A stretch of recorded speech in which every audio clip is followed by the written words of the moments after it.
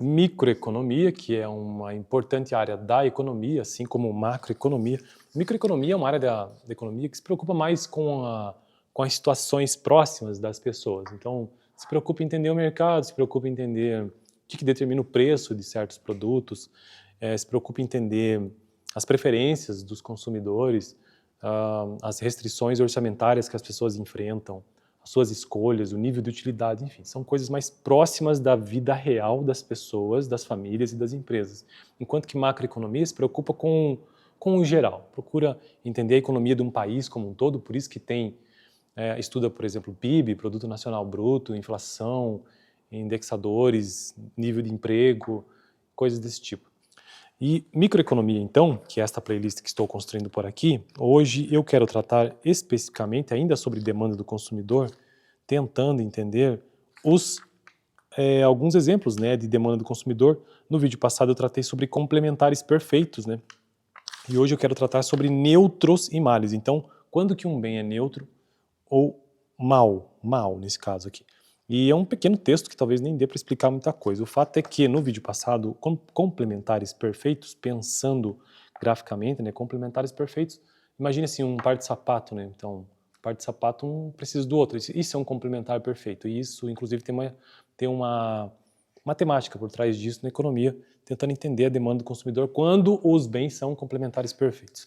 Mas isso eu tratei no vídeo passado. A função, inclusive, era P1, x mais P2x igual a M, M sendo a renda e o P o preço e o X o produto, portanto x1 mais x2 exatamente igual a renda.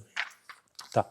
Então, e aí existia uma curva, né? O que é uma curva? Um gráfico cartesiano com eixo x e y que mostra a reta orçamentária cruzando com as curvas de indiferença, são várias, né? Até que existe uma escolha ótima, que é o encontro justamente desta curva de indiferença com a reta orçamentária. Bom, vamos ao vídeo de hoje então, bem rápido, sobre neutros e males. No caso do bem neutro, o consumidor gasta todo o seu dinheiro no bem do qual gosta e não compra nada do bem neutro. Nada do bem, peraí. No caso do bem neutro, o consumidor gasta todo o seu dinheiro todo o seu dinheiro no bem do qual gosta e não compra nada do bem male, no caso, eu acho que. No bem neutro. O mesmo ocorre quando a mercadoria é um mal. Assim, se a mercadoria 1 for um bem e a mercadoria 2 um mal, as funções e demandas serão x1 igual renda dividido pelo preço do produto 1 e x2 igual a zero.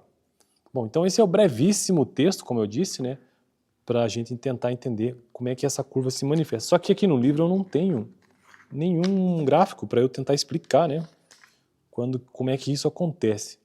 No caso dos substitutos perfeitos, tem um gráfico, complementares perfeitos também, e neutros, não, deveria ter, né?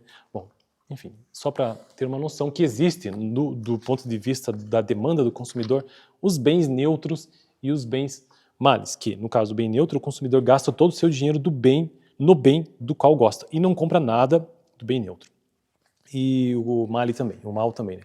O livro texto básico que eu estou usando é um clássico, tá vendo, da microeconomia, o Varian, eu usei na faculdade, né, de economia, muito bom esse livro aqui, e aqui a gente consegue entender um pouco mais sobre as diversas áreas que ocupam todo o território da microeconomia, né, ou seja, a gente entende um pouco o que seja utilidade, o que seja escolha, o que são preferências dos consumidores, o que é uma restrição orçamentária, o que é um mercado efetivamente, entre outros tantos assuntos que eu ainda trarei futuramente aqui no canal, porque esse livro é enorme, tá vendo?